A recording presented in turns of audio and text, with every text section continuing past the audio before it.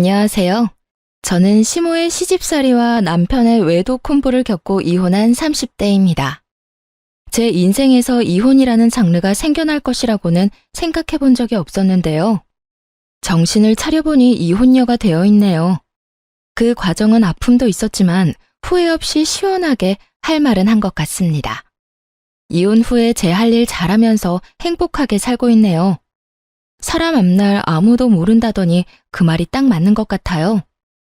남편을 처음 만났을 땐 제가 그 사람과 결혼을 하게 될 줄도 이혼을 할 거란 것도 몰랐으니까요. 남편과 처음 만난 곳은 제가 일을 하고 있던 가게였어요. 저는 작은 베이커리 가게에서 노하우를 배우며 일을 하고 있었어요. 남편은 그곳의 단골 손님이었어요. 하루가 멀다고 가게에 오는 남편과 자연스럽게 얼굴을 익히게 되었고 반갑게 인사 정도 나누게 되었죠. 그러다 제가 개업을 하며 가게를 그만두게 되었어요. 더 이상 그 사람을 보지 못하겠구나 했는데 어느 날부터 제가 개업한 가게로 찾아오기 시작했어요. 그런 그의 행동을 보며 어렴풋이 제게 관심이 있음을 느꼈어요. 얼마 후 남편이 고백을 했고 연애와 결혼으로 이어졌어요. 결혼을 준비할 당시 남편은 누구나 들으면 알만한 대기업을 다니고 있었는데 시모는 그 아들을 무척이나 자랑스러워했어요. 그리고 대기업에 다니고 있는 잘난 아들과 작은 가게를 하는 제가 어울리지 않는다고 생각하는 것 같았어요. 매출부터 가게 평수 등 여러 가지를 자세히 묻고 난 후 굳어버린 표정을 보는데 모를래야 모를 수가 없었죠.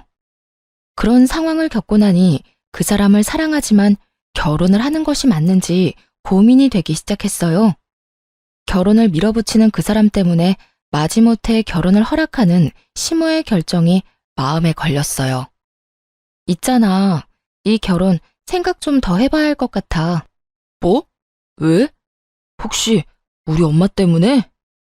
솔직히 말하면 맞아. 어머님이 나 탐탁치 않아 하시는 것 같은데 아무리 자기를 사랑해도 그런 결혼은 하고 싶지 않아. 나도 내가 하는 일에 자부심이 있는 사람인데 어머님은 그런 내가 자기한테 한참 모자란다고만 생각하시니 앞으로 이어질 일들이 너무 걱정돼. 아니야, 자기야. 물론 자기 말대로 우리 엄마가 처음에 좀 부족하다고 생각했던 건 맞는데 내가 자기에 대해 잘 이야기했더니 좋게 다시 생각하는 듯 했어. 내가 그런 일로 자기는 마음 상하는 일 없도록 할게. 그러니까 우리 엄마 생각은 하지 말고 나만 믿고 결혼해. 자기 마음은 잘 알겠는데 그래도 생각 좀 해볼게. 생각을 좀 해보자는 저의 말에 남편은 더 적극적으로 구애를 했고 그 애틋한 마음을 믿고 결혼까지 하게 되었습니다. 고민을 하긴 했지만 결혼을 하고 보니 남편과 함께하는 생활이 만족스러웠습니다. 이래서 다들 결혼을 하는구나 하는 생각이 들 정도로 행복했죠. 하지만 기쁨도 잠시 시모와 문제가 생기기 시작했어요.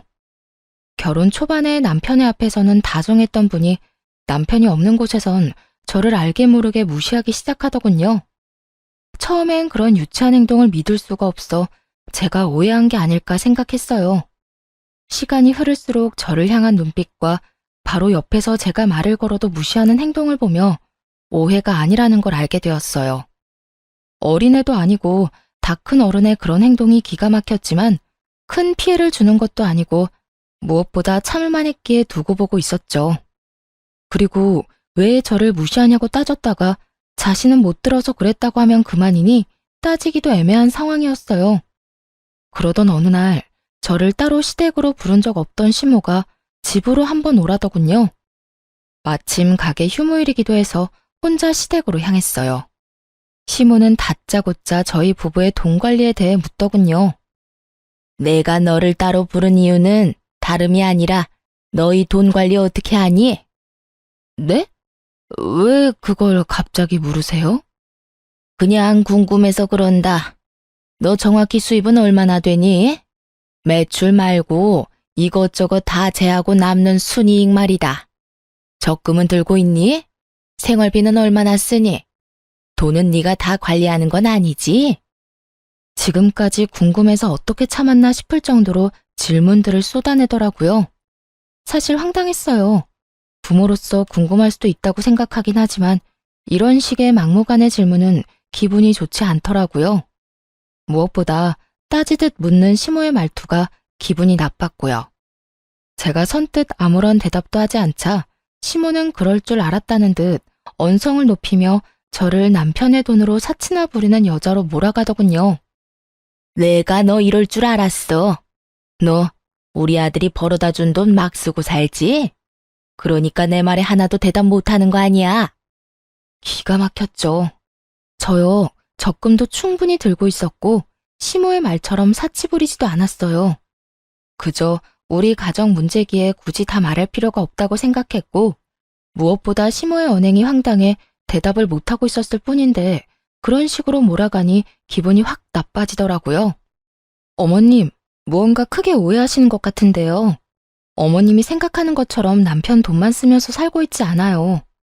물론 생활비는 공동 돈에서 쓰지만 저나 그이나 서로 필요한 물건은 각자 번 돈으로 알아서 사고 있어요. 물론 적금도 충분히 들고 있고요. 그런데 아까 내가 물을 땐 왜 아무 말도 안 했니? 그거야, 저희는 이제 성인이고 돈 관련 문제는 저희 두 사람이 알아서 할 문제인데 굳이 다 말씀드려야 하나 싶어서 아무 말도 안 했던 것뿐이에요. 어머님께서 갑자기 그런 질문들을 하시니 당황하기도 했고요. 저는 충분히 잘 설명했다고 생각했는데 시모는 제 말을 제대로 듣지도 이해하지도 못한 듯 했어요. 제 말이 끝나자마자 불같이 화를 내더군요. 너 지금 말 다 했니? 정말 말 웃기게 하는구나. 네 남편이기 전에 내 아들이다. 그런 귀한 내 아들이 힘들게 번 돈 어디에 어떻게 쓰는지 엄마가 궁금할 수도 있는 거야. 그러니 당연히 대답해줘야 할 거 아니야. 막무가내로 대답할 것을 요구했고 이때 저는 앞으로의 원만한 결혼 생활을 위해서라도 확실하게 짚고 넘어가야 한다고 생각했어요. 웬만하면 좋게 넘어가고 싶었지만 여기서 지고 들어가면 앞으로도 우리 부부 생활의 모든 부분을 간섭하실 것이 분명해 보였으니까요. 결혼 전까지는 어머님의 아들이기만 했지만 이제 제 남편이기도 하죠. 시기상으로 따지면 어머님 아들이 먼저겠지만 중요한 걸로 따지면 이젠 그렇지도 않고요. 다시 한번 말씀드리는데 생활비, 제 수입, 남편의 월급 그 모든 건 저희 부부의 일이고 일일이 어머님께 다 말씀드릴 필요 없다고 생각해요. 저희도 이제 성인이고 아까 말씀드렸다시피 어머님 아들은 이제 저와 가정을 이루었으니 이런 문제는 부부끼리 알아서 잘하고 살겠습니다. 아, 그러니까 너희가 알아서 할 테니 이 늙은이는 신경 쓰지 말라. 이 뜻이니? 네가 이렇게 나오니 더 의심하는 거야. 네가 내 아들 돈으로 흥청망청 쓰고 살지 않으면 왜 말을 못하는 게야? 네가 당당하지 않으니까 상관하지 말라며 숨기는 거 아니냐 이 말이다. 마음대로 생각하세요. 어차피 제가 뭐라고 하든 그대로 믿지도 않으실 거잖아요. 시모는 며느리가 자세히 이야기하는 대신 우리 일에 간섭하지 말라고 하니 저를 당신 아들 돈이나 흥청망청 쓰는 여자로 몰아갔어요. 시모는 화가 많이 난 듯 했지만 그러거나 말거나 그냥 무시하고 집으로 돌아왔어요. 저 역시 화가 많이 난 것은 마찬가지였으니까요. 결혼할 당시 양가에서 받은 도움도 없었고 그렇다고 남편보다 부족하게 결혼 준비를 한 것도 아니었어요. 그런데 시모는 저희 결혼에 자신이 아주 큰 도움을 주었으며 저는 맨몸으로 시집와 남편 돈이나 탐하는 사람으로 대하고 있었죠. 저희 부부의 돈 관리에 대해 알고자 하는 그 마음이 이해가 되지 않았어요. 그날 밤 저 혼자 해결할 수 있는 문제가 아니라고 생각하고 남편에게 그날의 일을 모두 알렸어요. 여보, 어머님이 오늘 나를 집으로 따로 부르시더니 내 수입부터 시작해서 우리 돈 관리는 어떻게 하고 있는지 물으셨어. 내가 너무 당황해서 아무 대답도 못하고 있으니까 나보고 뭐라고 하신 줄 알아? 당신이 벌어다 준 돈 흥청망청 쓰고 있는 거 아니냐고 오해하고 버럭 화를 내시더라니까. 그래? 별일도 아닌데 그냥 대답 좀 해주지 그랬어. 괜히 엄마 기분만 상하게 만든 거 아니야? 당신 말대로 별거 아닌 문제일 수도 있지만 별거인 문제가 될 수도 있어. 엄연히 우리 가정일인데 어머님 기분 상할까봐 일일이 다 보고하면서 간섭받으면서 살 거야? 지금 이 상황 당신이 생각하는 것만큼 간단한 문제가 아니라고. 나는 모르겠으니까 당신이 알아서 해. 당신이랑 엄마 사이에서 귀찮아지는 거 딱 질색이야. 그러니까 당신이 알아서 하고 나한테는 아무 말 하지 마. 남편은 알아서 하라며 이 일에서 슬그머니 발을 빼버리더군요. 해결은 못해줄 망정 피하려고만 하는 남편을 보며 자신이 당해보지 않아 저런 식으로 행동할 수도 있겠다 싶었어요. 그래서 친정엄마께는 죄송하지만 모든 사실을 알려드리며 도움을 청했어요. 며칠 뒤 엄마는 저녁 식사를 하자며 저희를 부르셨죠. 그리곤 준비하신 말을 꺼내놓으셨어요. 저기, 우리 사위는 연봉이 얼마나 되나? 뭐 대기업 연봉이 높으니 우리 딸 굶기지는 않을 만큼 버는 건 알긴 하지만 요즘 워낙 경기가 좋지 않아 내가 걱정이야. 희망퇴직 이런 거 하라고는 안 해? 그리고 혹시 돈 관리는 누가 하는지도 물어봐도 될까? 아니, 혹시 우리 딸이 생활비 눈치 보고 사는 건 아닌가 걱정이 돼서 말이야. 엄마는 시모가 내게 그랬던 것처럼 돈에 관한 질문을 했어요. 남편은 그런 엄마의 끝없는 물음에 크게 당황하는가 싶더니 주섬주섬 대답을 하더군요. 그렇게 불편한 저녁 식사 시간이 끝나고 남편은 그런 간섭이 상대방에게 얼마나 무례하고 곤란한 일인지 뒤늦게 깨달은 듯 했어요. 집으로 돌아오자마자 시모에게 전화를 걸었으니까요. 엄마, 앞으로 집사람한테 생활비 수입같이 돈 관련 이야기는 묻지 마. 갑자기 그 이야기는 왜 꺼내? 무슨 일이 있었니? 왜 이러긴. 진작 말해야지 했는데 오늘 했어야 이야기하는 것뿐이야. 엄마는 그저 궁금해서 물어봤을지 몰라도 듣는 사람은 얼마나 기분 나쁘고 곤란하겠어? 그냥 궁금해서 그랬지. 우리 아들이 얼마나 버는지, 우리 며느리 가게는 어떤지 하고. 엄마가 궁금해하는 걸 이해 못하는 건 아닌데 입장 바꿔서 장모님이 나한테 그런 식으로 일일이 간섭한다고 생각해봐. 그러니까 앞으로는 그런 건 묻지도 궁금해하지도 말아요. 우리가 알아서 다 잘하고 있으니까. 남편은 단호하게 시모의 간섭을 막아버렸고 아들에겐 상냥하게 그저 궁금해서 그랬다며 앞으로 그러지 않겠다던 시모는 저에겐 180도로 태세를 바꿔 본격적으로 트집을 잡기 시작했어요. 온갖 트집 중에 가장 짜증이 나는 건 제가 입고 들고 신는 것에 관한 것이었어요. 결혼 전부터 입던 옷을 입어도 내 아들 돈으로 산 것이 아니냐며 시비를 걸더군요. 예, 그거 못 보던 옷인데 혹시 우리 아들 돈으로 산 옷이니? 알아서 잘한다더니 그렇게 비싼 옷이나 사서 언제 돈 모으려고 그러니? 어머님, 이거 제가 결혼 전에 큰 마음 먹고 산 옷이에요. 그걸 어떻게 믿니? 이번에 새로 사고 처녀 때 산 옷이라고 우기면 내가 알 방도가 없지 않니? 저요, 결혼하고 남편 돈으로 옷 한 벌 산 적이 없어요. 그렇게 정 믿업지 않으시면 처녀 때 이 옷 입고 찍은 사진 있으니까 보여드릴게요. 그것도 못 믿으시겠으면 어머님 아들한테 물어보시고요.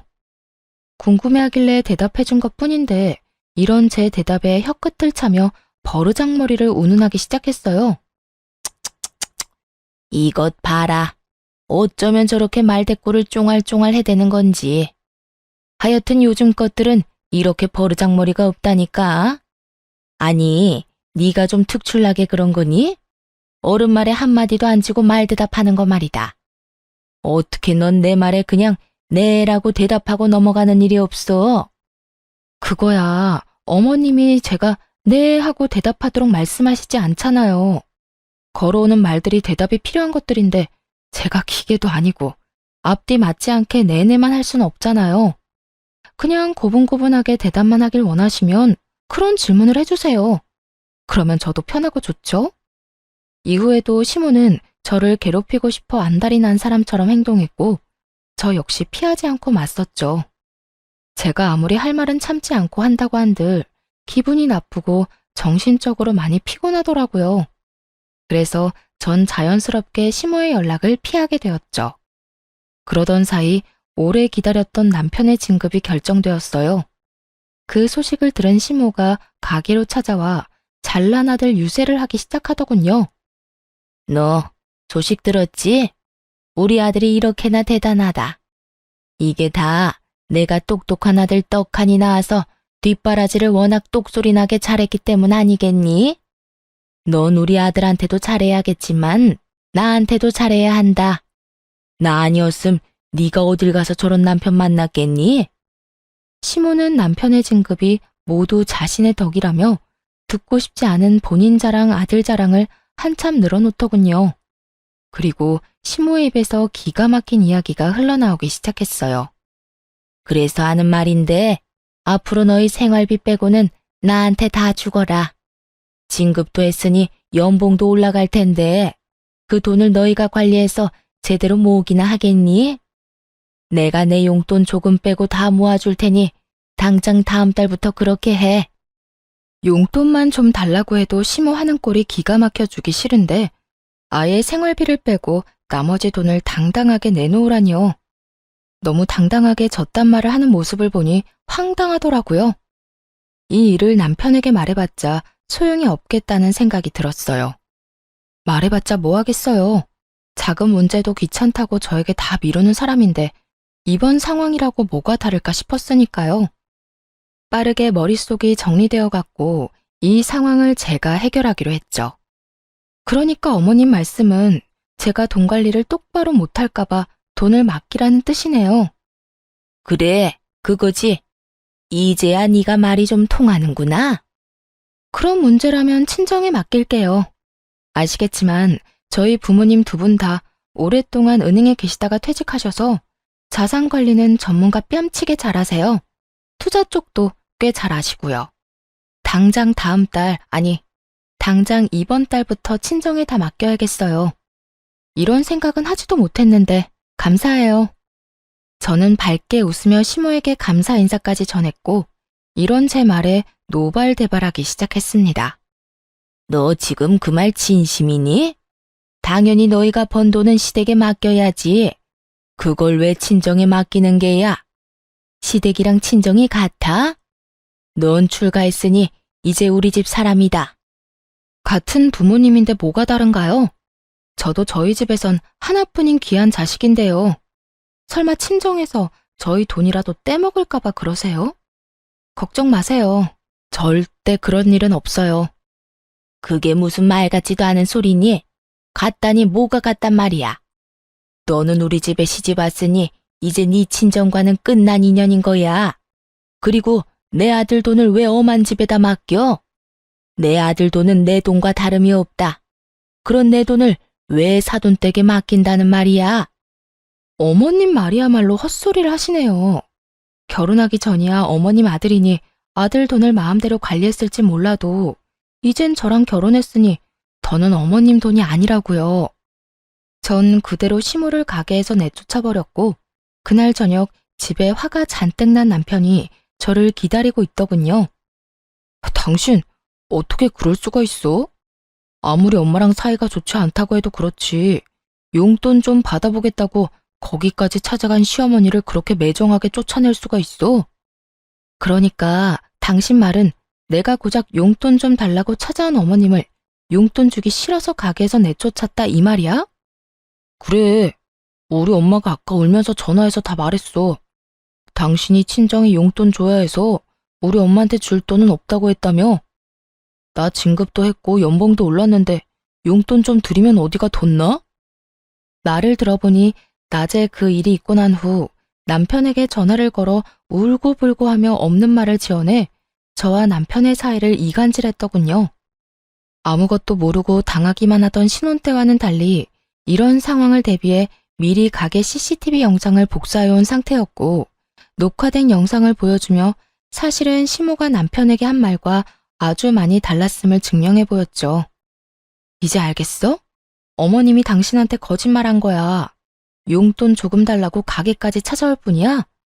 생활비만 빼고 돈 다 내놓으라고 하시더라. 남편은 영상을 보고 시모에게 전해 들은 말과 다르니 처음엔 당황하는 듯 하더라고요. 하지만 그것도 잠시 천연덕스럽게 시모의 편을 들기 시작했어요. 들어보니 우리 엄마 말이 틀린 말도 아니네. 뭘 그렇게까지 싸웠어? 그냥 엄마가 하자는 대로 하면 안 돼? 우리 엄마가 우리 편하게 돈도 관리해주고 알아서 투자도 해준다잖아. 우리한테 나쁜 일도 아닌데 왜 이 난리인지 모르겠다 정말. 정말 모르겠는 사람이 누군데 아무렇지 않게 말하는지 이해가 되지 않았어요. 시모가 투자 전문가도 아니고 시모에게 돈을 맡기는 것을 왜 이리도 당연하게 생각하는 것인지 여러분께서는 이해가 되시나요? 제 머리로는 도무지 이해가 되지 않았지만 남편과 시모의 말도 안 되는 논리에 따라주기로 했죠. 아, 그래? 그러면 당신 월급은 어머님한테 맡겨. 내가 번 돈은 우리 엄마한테 맡길 테니까. 그러면 공평하지? 뭐라고? 당신이 번 돈을? 그래. 당신은 당신 엄마한테 월급 맡겨. 난 내 수익 우리 엄마한테 맡길 테니까. 왜 진작 이 생각을 못했나 모르겠네. 큰 소리 날 것도 없이 각자 번 돈은 각자 부모님께 맡기면 깔끔한 일이잖아. 앞으로 이렇게 하자. 그러면 됐지? 제 말이 끝나자 남편은 그건 절대 안 된다며 난색을 보이더라고요. 당시 제가 운영하는 가게의 레터링 케이크와 수제 쿠키가 인기를 얻어 주문이 밀린 만큼 바빠졌고 자연스럽게 매출이 많이 올라 저의 수익이 남편의 월급을 넘기는 달이 많아지고 있었기 때문이었죠. 자신이 버는 돈을 시댁에 맡기는 것은 괜찮지만 나날이 늘어가는 제 수익을 친정에 맡기는 것은 싫었던 것이었어요. 당황한 남편은 속사포 랩을 하며 생각해보니 제 말이 다 맞는다며 변명을 하기 시작했어요. 그건 안 돼. 그게 얼만데 그걸 남을 맡겨? 남? 지금 우리 부모님을 남이라고 한 거야? 아니, 그게 아니라 생각해보니 당신 말이 다 맞는 것 같다고. 우리가 어린애도 아니고 우리 돈은 우리가 관리해야지. 지금처럼 돈 관리는 우리가 하자. 원래처럼 말이야. 우리 엄마한텐 내가 이야기할 테니까 당신도 방금 말은 없던 걸로 하기다. 알겠지? 남편의 말을 듣고 있는데 어이가 없어 말문이 막혔어요. 그렇게 아무 대답도 하지 않고 남편을 빤히 보고 있는데 남편 휴대폰에 문자 알림음이 울리더군요. 남편은 놀라며 휴대전화를 확인했고 그의 안경렌즈에 반사된 문자 내용을 언뜻 보게 되었어요. 상호는 보지 못했지만 20만 원이 넘는 금액을 쓴 카드 승인 문자였어요. 순간 뭔가 기분 나쁜 예감이 저를 스쳤죠. 남편에게 문자가 온 것이라면 남편의 카드를 썼다는 것일 텐데 남편은 저와 이야기를 나누고 있었으니 그 어떤 것도 결제할 틈이 없었죠. 거기에다 자동 결제라 하기에도 저녁 10시가 넘은 시간이라 그 시간에 자동 결제가 될 일도 없었고요. 카드 승인? 당신 카드 잃어버렸어? 당신은 지금 나랑 이러고 있는데 무슨 카드 승인 문자가 와? 나는 혹시나 하는 마음에 남편에게 물었고 크게 당황하는 듯 하다가 대답하더군요. 잃어버린 게 아니라 엄마한테 꼭 필요한 거 있으면 쓰시라고 한 장 줬어. 뭐? 카드를 어머님 드렸다고? 비상용으로 혹시나 해서 줬는데 오늘 쓸 일이 있었나 보네. 당신 기분 나쁜 거 아니지? 우리가 따로 용돈을 드리고 있는 것도 아니고 이 정도는 할 수 있잖아. 잘했어. 어머님께 카드 정도는 드릴 수 있지. 애써 쿨한 척 대답은 했지만 저는 전혀 괜찮지 않았어요. 시모는 9시 뉴스가 시작되기도 전에 잠자리에 드는 편이라 카드를 사용한 그 시간까지 깨어있을 사람도 아니었죠. 혹여나 무슨 일이 있어 깨어있더라도 아들 카드를 말없이 20만 원이 넘는 금액을 결제할 사람이 아니었거든요. 남편이 수상할 수밖에 없는 상황에 찜찜한 마음을 가득 안고 그의 행동을 눈여겨보게 되었습니다. 그러다 결국 꼬리를 잡게 되었습니다. 그날은 남편이 진급 축하 회식을 하고 밤늦게 들어온 날이었어요. 잔뜩 술에 취해 정신없이 잠이 든 상태였죠. 일단 전 잠든 남편을 살피며 조심스레 휴대전화를 살펴보았습니다. 딱히 수상한 점은 발견할 수 없었어요. 주차장으로 내려와 남편의 차 블랙박스를 살펴보게 되었습니다. 그곳에서 믿을 수 없는 영상을 발견하게 되었습니다. 얼마나 철두철미한지 이전 영상은 다 삭제되어 있었는데 딱 그날 집으로 돌아오는 차 안 상황만 남아있더라고요. 회식 마친 남편은 상간녀와 함께 대리를 불러 차를 타고 온 듯 했어요. 술에 너무 취해 지우는 것을 깜빡해 남아버린 외도의 증거가 적나라하게 드러나 있었죠. 자기야, 오늘 너무 많이 마신 거 아니야? 진급해서 기분 좋아 마시는 술은 아닌 것 같던데. 요즘 집사람 때문에 스트레스 받아서 그래. 무슨 여자가 한마디 지는 법이 없어. 우리 엄마한테도 또박또박 말대답이나 하고 말이야. 내가 요즘 두 사람 그 사이에서 아주 피곤해. 그것만큼 남자 피곤하게 만드는 일이 또 없지.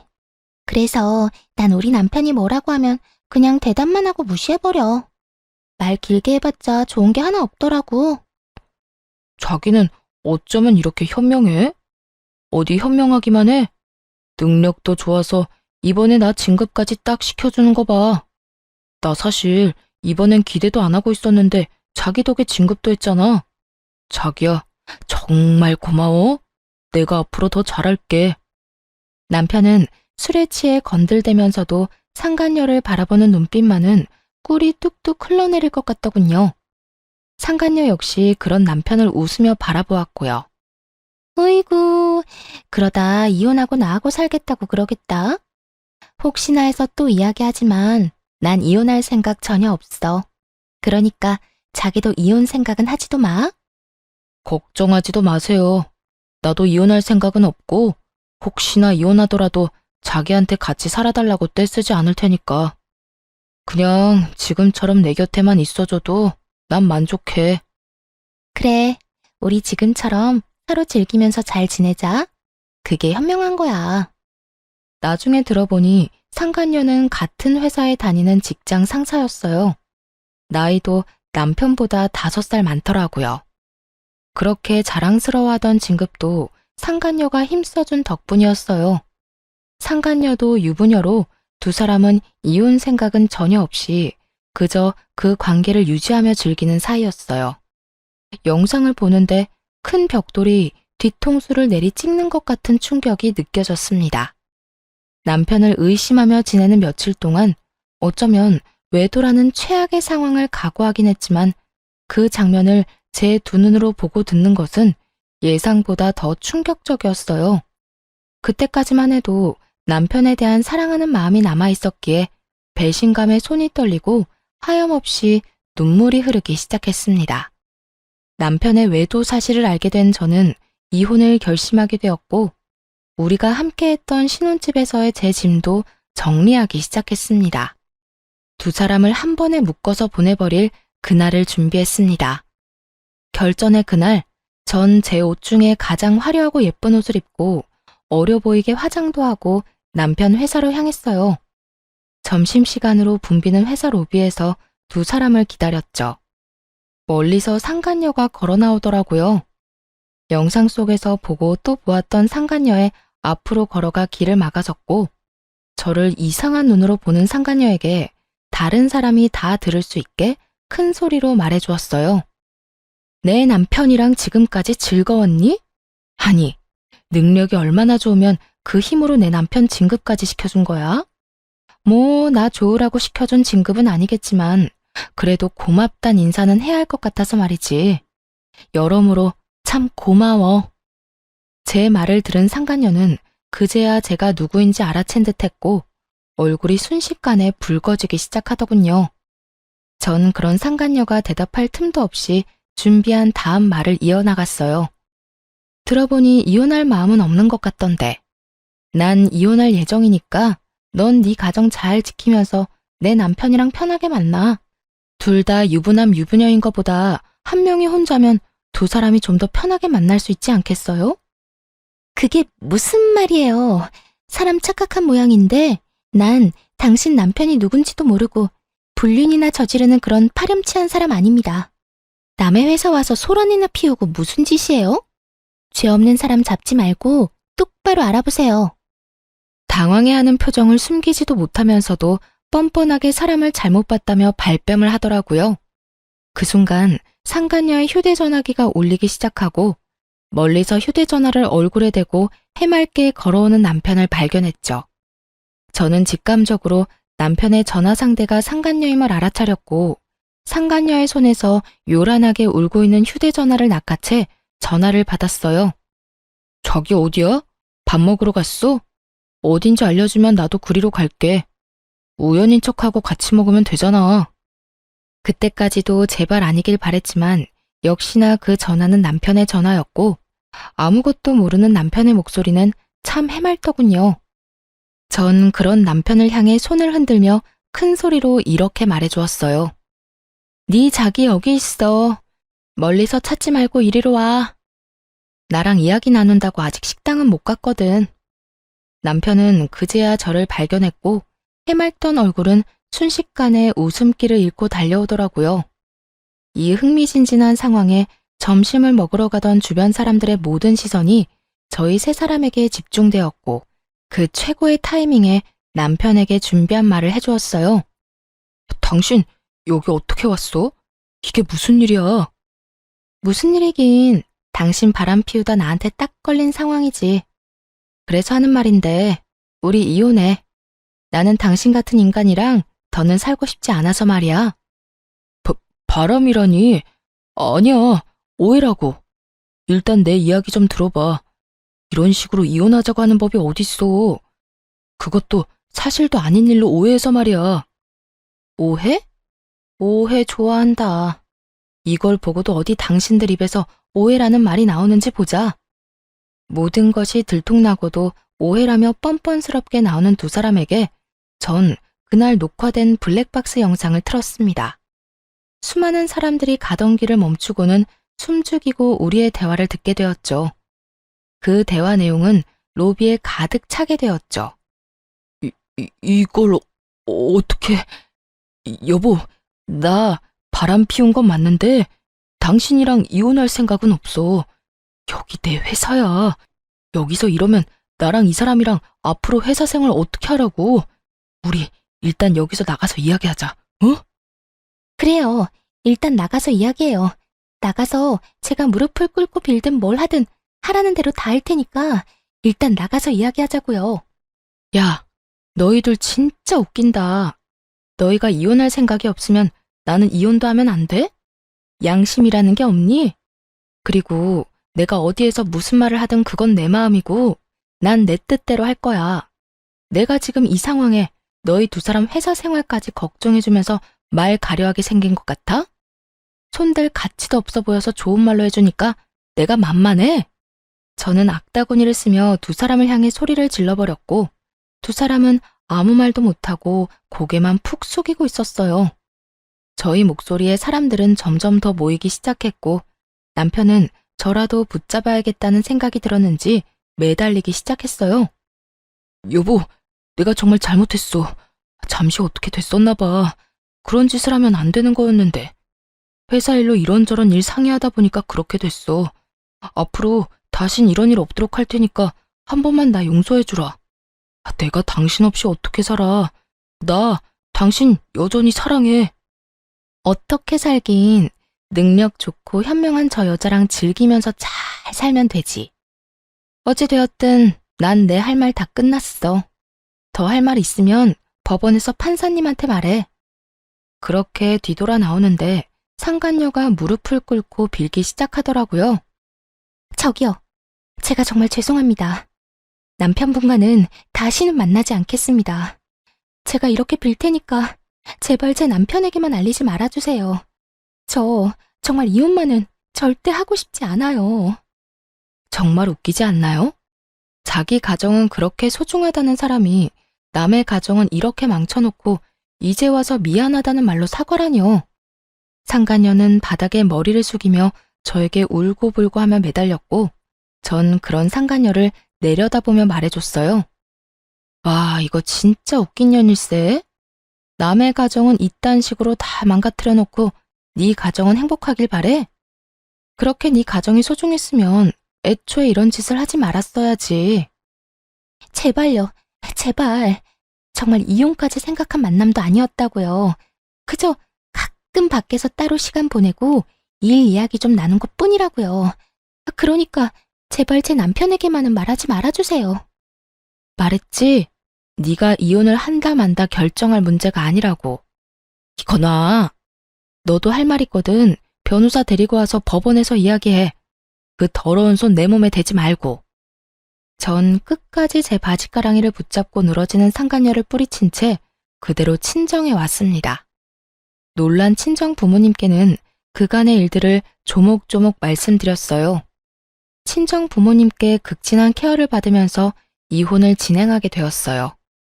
전 당연히 유리한 재산 분할과 함께 두 사람에게 위자료를 받고 깔끔하게 이혼할 수 있었죠. 전 남편과 상간녀는 불륜 관계를 비롯해 진급에도 상간녀의 과한 개입이 있었음이 밝혀지며 둘 다 사이좋게 회사에서 쫓겨나고 말았죠. 제가 집으로 보내버린 소장을 상간녀의 남편이 발견하게 되며 상간녀 역시 외도 사실이 드러나 이혼을 당했다고 하더군요. 그리하여 전 남편 역시 상간녀 남편에게 위자료를 주게 되었고 그렇게 두 사람은 이혼을 하며 두 번의 위자료를 주느라 거지가 되었다고 합니다. 그렇게 그 지독한 인연도 끝이라고 생각했는데 전 시모가 가게로 찾아왔더라고요. 급한 일이 있는데 전 남편이 연락이 안 된다고 말이죠. 너는 왜 전화를 안 받니? 여긴 무슨 일이세요? 내 말 안 들리니? 왜 전화 안 받았냐고 내가 물었잖니? 몇 번을 전화했는데 어떻게 단 한 통을 안 받을 수가 있냔 말이야? 내가 굳이 그쪽 전화를 받아야 하는 이유라도 있나요? 이제 그럴 이유가 없다고 생각하는데요. 뭐? 그쪽? 너 진짜 어디 아프니? 아무리 너랑 내가 사이가 좋지 않다고 해도 그게 며느리가 시어미한테 할 말이라고 생각하는 거니? 에휴, 다 됐고. 내 아들 요즘 무슨 일 있니? 왜 연락이 안 돼? 담보대출 이자 갚아야 하는 날은 지났는데 연락은 안 되고. 계속 연체 연락이 오니 내가 여러모로 불안해서 이렇게 왔다. 우리 아들 회사 출근은 했니? 들어보니 전 시모는 제가 전 남편과 이혼했다는 사실을 모르는 듯 하더군요. 그리고 급히 돈 쓸 일이 있다며 돈을 빌려갔다고 해요. 다름 아닌 전 시댁집을 담보로 받은 대출이었죠. 금방 갚겠다던 전 남편은 돈은 고사하고 연락도 되지 않는 상황이고요. 그 순간 갑자기 블랙박스 영상 속에서 보았던 두 인간들의 대화가 생각났죠. 자기야, 나 돈 좀 빌려줄 수 있을까? 돈? 무슨 돈? 무슨 일 있어? 돈 필요한 일이 좀 있어서. 저번에 이야기했지만 알다시피 우리 친정엄마가 아파서 내가 돈 나갈 일이 많았잖아. 우리 남편은 내 돈으로 친정 뒷바라지 하는 건 꿈에도 모르니까 이때까지 모은 돈 얼마나 되냐고 묻더라고. 모은 돈이 하나도 없다는 말이 안 나와서 대충 얼버무리긴 했는데 아무래도 조만간 통장 보자고 할 것 같아서. 그래? 그러면 일단 내가 좀 알아볼게. 나도 당장은 돈이 없고 우리 엄마한테 물어보고 빌려줄게. 정말? 자기 최고다 진짜. 내가 이자까지 쳐서 꼭 갚을게. 금방 갚겠다던 그 돈은 결국 받지 못한 모양이더군요. 그럴 수밖에 없는 상황이기도 했겠죠. 전 남편은 저에게 그리고 상간녀의 남편에게 위자료를 준다고 퇴직금에 빚까지 내서 탈탈 털어줬을 테고 상간녀 역시 상황이 별반 다르진 않았을 테니까요. 전 시모는 생각에 잠긴 제 어깨를 툭툭 치더니 준비한 말을 하기 시작했어요. 예, 무슨 생각을 그렇게 하는 거야? 너 돈 좀 있지? 일단 나 돈 좀 보내다오. 일단 연체된 돈부터 빨리 넣어줘야지. 하루가 멀다고 연락이 오는데 사람 피 말라 죽을 지경이다. 아무것도 모르는 전 시모는 아주 당당하게 당신 아들이 빌려간 돈을 제게 달라고 했어요. 그렇게 대단한 아들을 둔 전 시모를 한껏 비웃어주며 그간의 모든 일을 하나도 빠짐없이 알려주었습니다. 그걸 왜 나한테 달라고 그래요? 나 그쪽 아들이랑 이혼했어요. 저 그쪽 며느리 아니에요. 이혼한 지 넉 달이 넘어가는데 그걸 아직도 몰랐단 말이에요? 뭐? 이혼? 너희가 왜 이혼을 해? 왜 이혼하기는요. 그쪽 그 잘난 아들이 회사에서 유부녀랑 바람이 났지 뭐예요. 대기업 그렇게 노래를 하더니 결국 대기업 다니는 여자 만났으니 아줌마한테는 좋은 일이겠네요. 너 무슨 말을 그렇게 하니? 그리고 아무리 이혼을 했다고 해도 한때는 시어머니였던 사람한테 그쪽 아줌마는 너무하지 않니? 네가 한 번을 안 지고 따박따박 따지고 드니까 내 아들이 바람이 나지. 내 아들 탓할 거 하나 없다. 다 네가 이렇게 되바라져서 그런 거야. 전 시모는 이 와중에도 부끄러운 줄도 모르고 잘난 아들 감싸느라 정신이 없더군요. 그 눈물겨운 모성애 앞에 전 아직 말하지 않은 사실을 알려주었죠. 아, 그래요? 그러면 그런 걸로 치고 아줌마 대출 받았다고 했죠. 아마 그 대출금 못 갚아줄 거예요. 아줌마 아들 부정진급에 불륜까지 저질러서 회사에서 잘리고 이혼 위자료에 상간남 위자료까지 주느라 빚쟁이 됐을 거거든요. 그러니까 그 집 팔고 얼른 대출금부터 갚으세요. 아들 기다려봤자 연락 안 올 거라고요. 아, 그리고 아줌마한테 빌려간 그 돈 상간녀한테 빌려줬어요. 그 여자도 지금 빚쟁이 신세고요. 뭐야? 내 아들이 회사에 잘리고 빚쟁이가 됐다고? 그것도 모자란 내 돈을 그 여자한테 줬단 말이야? 네, 안타깝지만 다 사실이에요. 당장 아들한테 연락해서 물어보라고 하고 싶은데 보아하니 그 잘난 아들도 연락이 안 되는 것 같네요. 못 믿겠으면 회사에 연락해보든가요. 그럴 리가 없어. 똑똑한 우리 아들이 그런 멍청한 일을 할 리가 없잖아. 두 사람 증거 아직 제 휴대전화에 있는데 보여드려요? 그래야 조용히 내 가게에서 나간다고 하면 보여주고요. 화가 머리끝까지 난 전시무는 드라마에 나오는 회장님처럼 목덜미를 잡고 뒤로 넘어간 듯 하더니 저를 노려보며 가게에서 난동을 피우기 시작하더라고요. 뭐야? 인연이? 이게 다 너 때문이다. 내 아들이 하필 너 같은 거랑 결혼해서 그렇게 된 거야. 불쌍한 내 아들 가여워서 어쩌노. 내 아들뿐인 줄 알아? 한평생 살아온 내 집은 어떻게 할 거야? 그게 왜 내 탓이에요. 생사람 잡지 말고 당장 여기서 나가세요. 여기까지만 하고 나가면 내가 마지막으로 한 번은 참겠지만 지금 나가지 않으면 진짜 가만 안 있어요. 그렇게 마지막 기회를 줬지만 전 시모의 귀에는 들리지 않는 듯 했어요. 온갖 욕을 하며 제가 정성 들여 만든 쿠키와 케이크를 다 쓸어버리는가 싶더니 테이블과 의자까지 넘어뜨리더군요.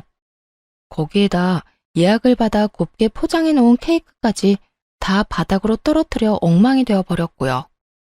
독한 년, 네가 그렇게 지독하게 구니 우리 착한 아들이 기가 눌려서 오만 여자한테 눈길을 준 거 아니냐 이 말이다. 내 아들을 그 꼴로 만들어 놓고 넌 이렇게 잘 먹고 잘 살려고 했어? 그렇게는 못 두지. 내가 그 꼴을 보고만 있을 것 같아? 정신 좀 차리세요. 아줌마 아들이 바람을 피운 건 나 때문이 아니라 아줌마 아들이 그런 인간이라 일어난 일이에요. 회사에서 잘린 것도 빚쟁이가 된 것도 다 아줌마 아들 탓이고 다 아들을 그따위로 키운 아줌마 탓이라고요. 전 이렇게 고함을 질러주며 전 시모를 끌어다 가게 밖으로 내쫓아버렸고 경찰에 신고를 해버렸죠. 예전의 관계를 생각하며 전 시모의 만행을 그냥 넘길 만큼 마음이 너그러운 사람이 아니었어요. 사실 전 시모와의 정은 쌓인 적도 없었지만요. 그렇게 전 경찰에게 가게에서 난동을 부린 모든 장면이 담긴 CCTV 녹화 파일을 넘겨드렸고 전 시모가 망가뜨린 제품을 비롯한 모든 것들을 청구해 다 받아냈죠. 전 시모는 제가 그렇게까지 나올 것이라 생각하지 못했는지 저에게 전화가 와서 화를 내긴 했지만 그대로 차단해버렸습니다. 그 이후 다시 연락을 한다거나 찾아오는 일은 없었어요. 시간이 지나 건너 들려오는 소문에는 전 남편과 상간녀는 빚쟁이가 되어 하루살이 신세를 면치 못하고 살아가고 있다고 했어요. 그렇게 그 소식을 마지막으로 지긋지긋한 전 남편 그리고 그 가족과의 인연의 끈도 끊어지게 되었습니다. 전 좀 더 좋은 곳으로 가게를 옮겼어요.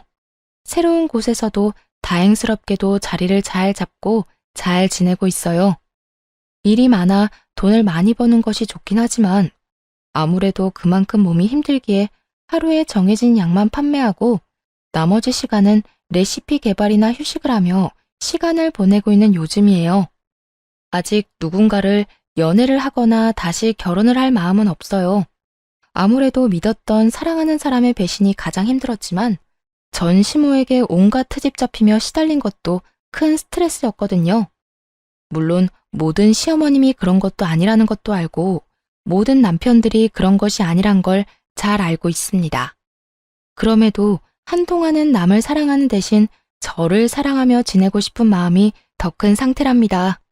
이렇게 지내다 좋은 사람이 나타난다면 다시 새 출발할 생각이 들게 될까요? 지금은 저를 위한 이 생활이 너무나도 평온하고 너무나도 만족스럽네요. 이런 걸 행복하다고 하는 거겠죠? 하여튼 전 지금이 너무 행복하다는 말을 전해드리며 이만 물러가 보려고 합니다. 긴 글 함께 해주셔서 감사하고 모두 행복하시길 진심으로 바랍니다.